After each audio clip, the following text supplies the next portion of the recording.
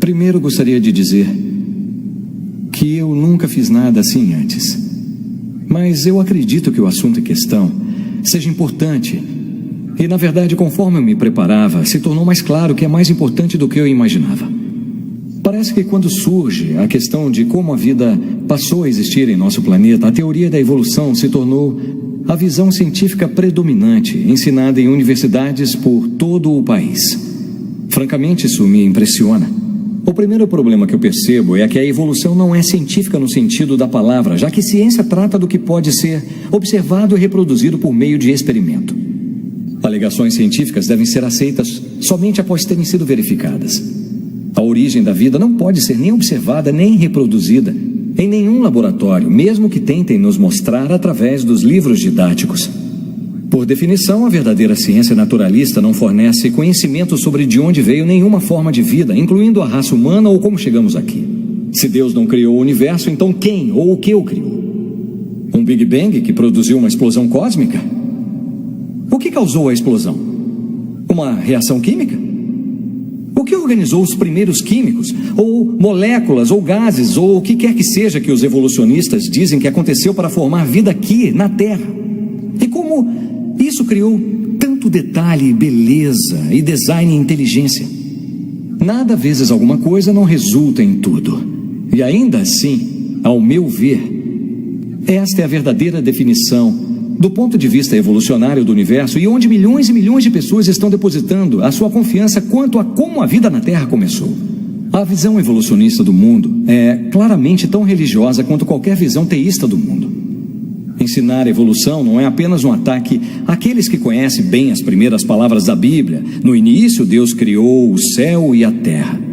Mas também é uma agressão contra a autoridade de Deus, o que passa a ser o maior problema aqui. Pelo menos quando começamos com Deus como primeira causa, parece que todo o resto que acontece faz sentido. Acho que é isso que eu tenho a dizer por enquanto. Obrigado.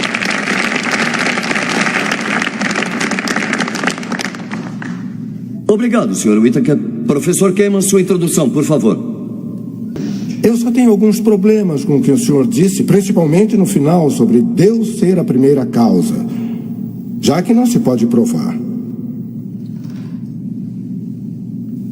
Agora eu sei que o senhor dirá que tudo isso deve ser levado com fé. Mas esta é sempre a saída para o seu lado. É sempre essa a explicação. Sabemos com certeza o que é a fé. É pensar positivo. E caso não tenha percebido, as coisas nem sempre acabam tão bem no final. O mocinho nem sempre ganha. O pensamento positivo não traz o bacon para casa e não pode ser provado.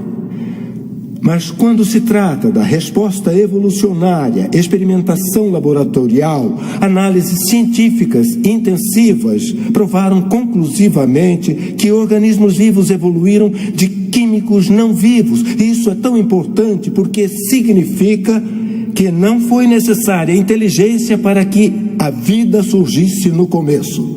Somos todos descendentes de um ancestral comum, bem como o senhor e seus primos descendem de uma avó em comum. E por meio de um processo de descendência com modificações, esse ancestral comum criou a diversidade fantástica que vemos nos registros fósseis e vivos à nossa volta. Isso é a prova, Sr. Whittaker. Isso é a prova científica.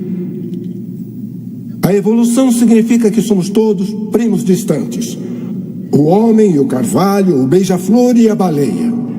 A vida se trata de mudanças e a sequência de fósseis nas camadas documentam essa mudança. E é clara a progressão de formas de vida mais simples, evoluindo para formas mais complexas, é aceita por toda a mente científica coesa como uma irrefutável verdade. Datação radiométrica da Terra mostra que ela tem 4,5 bilhões de anos, mais ou menos. E as rochas e fósseis que vemos por toda parte têm milhares e milhares de anos. Isso é muito tempo para mudar, Sr. Whittaker. Isso é tempo para evoluir. Obrigado. Obrigado, professor Kamen. Ambos poderão questionar essa nota de abertura. Sr. Whittaker? Acho que a minha primeira pergunta para o senhor, professor Kamen, e a mais importante que eu consigo pensar é: como você elimina Deus? elimina. Sim, e quanto a Deus? De forma simples, o homem criou Deus. O homem criou Deus. Estou 100% do lado de Freud nisso, senhor. De que o homem criou Deus? O Dr. Sigmund Freud brilhantemente observou muitos anos atrás que o homem é assolado por temores profundos, vivendo neste mundo de doença e fome e desastres, com pouco controle sobre suas circunstâncias. Então, sim, ele criou Deus.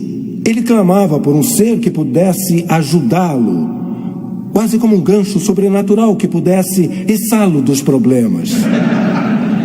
O homem também acreditava que estava sendo trapaceado por praticamente todo mundo. Então, ele desejava um árbitro cósmico que assoprasse um apito e pausasse o jogo até todo mundo ter o que merecia.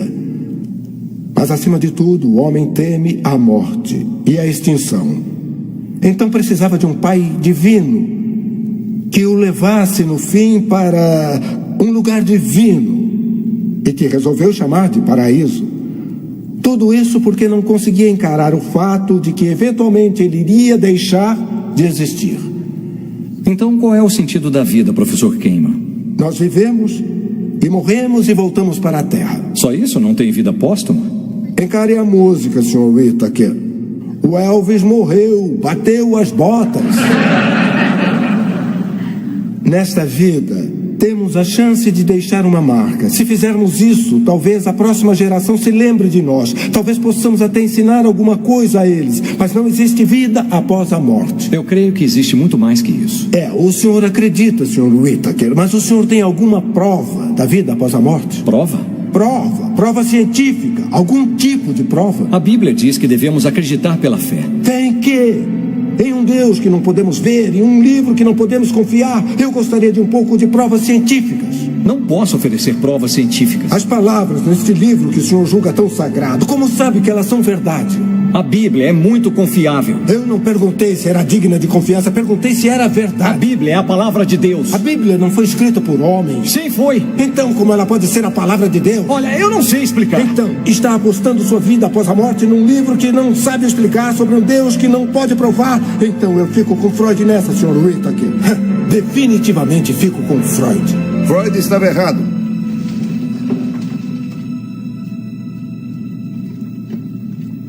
Freud estava errado. Você sempre me impressiona. É claro que vai concordar com o ponto de vista de Freud sobre Deus, já que a evolução não deixa espaço para um criador sobrenatural. E já que não existe Deus, então não há regras. E ninguém a quem devemos prestar contas. Mas o homem não criou Deus. Freud errou nisso. Aliás, eu diria que foi exatamente o oposto. Creio que se o homem pudesse escolher, ele preferiria que Deus não existisse e eliminaria Deus. Já percebeu que quando alguma coisa ruim acontece na vida de alguém, ou ocorre um evento trágico, as pessoas, religiosas ou não religiosas, quase inevitavelmente culpam Deus? Como Deus pôde permitir isso? Como Deus pôde permitir aquilo? Não, se fosse como o homem quer, ele eliminaria a Deus, não o criaria. Ele até cria teorias de que Deus está morto e bateu as botas. Desculpe ser grosseiro com os convidados. Meu nome é Joseph J. Portland. Professor Joseph Portland. Sabe, 12 anos atrás era eu que ensinava biologia nesta faculdade. Só que eu ensinava sob a perspectiva de que Deus foi o nosso criador. E me recusava a ensinar o que eu via como mentiras de livros didáticos. Quando o professor Kahneman entrou para o corpo docente, causou minha demissão justamente por isso. Eu o desprezava, Kahneman. Eu o culpava por arruinar a minha carreira. Para minha infelicidade, permiti que me tirasse de campo. Você fala de como esses experimentos laboratoriais provaram que organismos vivos evoluíram de químicos não vivos como prova de uma origem naturalista da vida. Isso não é verdade. Estes experimentos apenas mostraram que certos compostos orgânicos podem ser formados a partir de compostos inorgânicos. E a inteligência era, e ainda é, necessária, já que alguém teve que conduzir e planejar estes experimentos. Certamente isso está longe da criação de vida em laboratório. E você sabe que a quantidade de informações contidas no núcleo de uma célula viva mostra que ela não poderia ter evoluído de químicos não vivos e que devem ter sido criadas. Você sabe que os registros fósseis não mostram o desenvolvimento contínuo de um tipo de criatura para outra e que ninguém jamais viu um tipo de planta ou animal se transformar em outro tipo. Cães se tornam outros tipos de cães, mas são sempre cães. E podemos cruzar cães para formar novas variedades, mas eles nunca viram gatos ou cangurus, porque continuam dentro dos limites que Deus criou para eles no começo. E você sabe que há várias suposições usadas para calcular a idade da Terra usando datação radiométrica. Então por que está enganando a nossa plateia? A Terra não tem bilhões de anos. A Terra não tem nem milhões de anos, nada disso. O professor e eu podemos continuar infinitamente e entediar todos vocês com nossas definições técnicas. O que quer que ele diga, eu tenho uma réplica e vice-versa.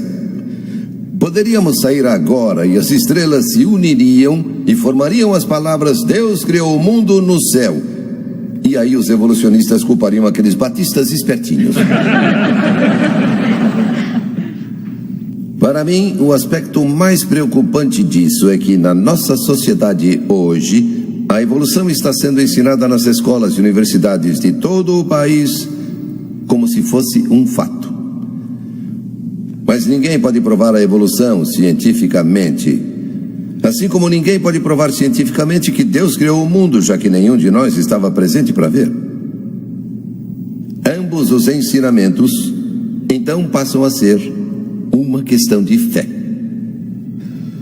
O evolucionista não tem nada além de vastos períodos de tempo, acontecimentos improváveis e as constantemente variáveis ideias do homem para basear seu ponto de vista, enquanto quem apoia a criação tem suas crenças fortemente enraizadas nas verdades contidas na Bíblia e num Deus pessoal que criou tudo.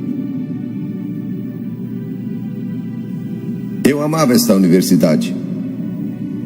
Amava ensinar meus alunos. Mas uma coisa entrou no meu caminho e me levou à queda. Só quando fui visitado por um novo amigo é que eu percebi que não foi você, Marcos. Eu te culpei, mas não foi você. Fui eu e o meu orgulho. Fui eu quem teve culpa 12 anos atrás. Não pelo que estava ensinando, mas como eu abordava isso. Eu devia ter ensinado os alunos a verem os dois lados das evidências e perceberem que cada um teria que fazer a sua escolha individualmente.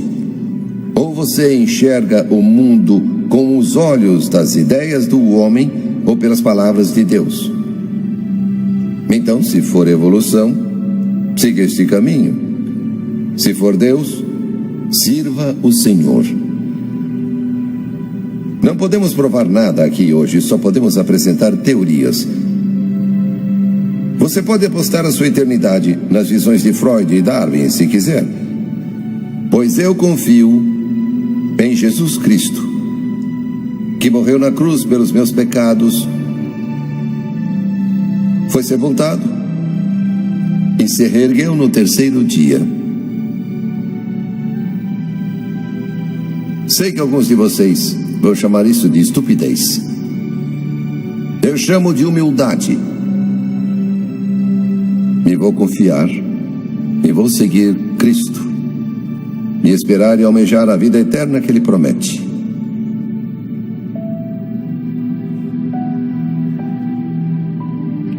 Encontrem esta mesma esperança.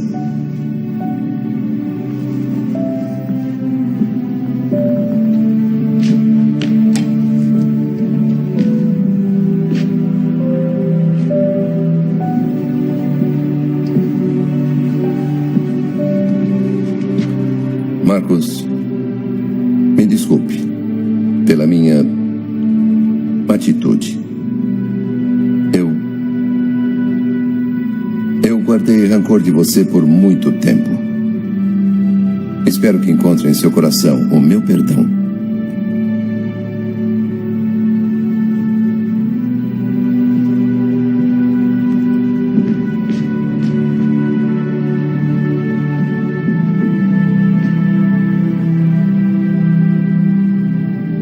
Professor Kamen, quer acrescentar algo?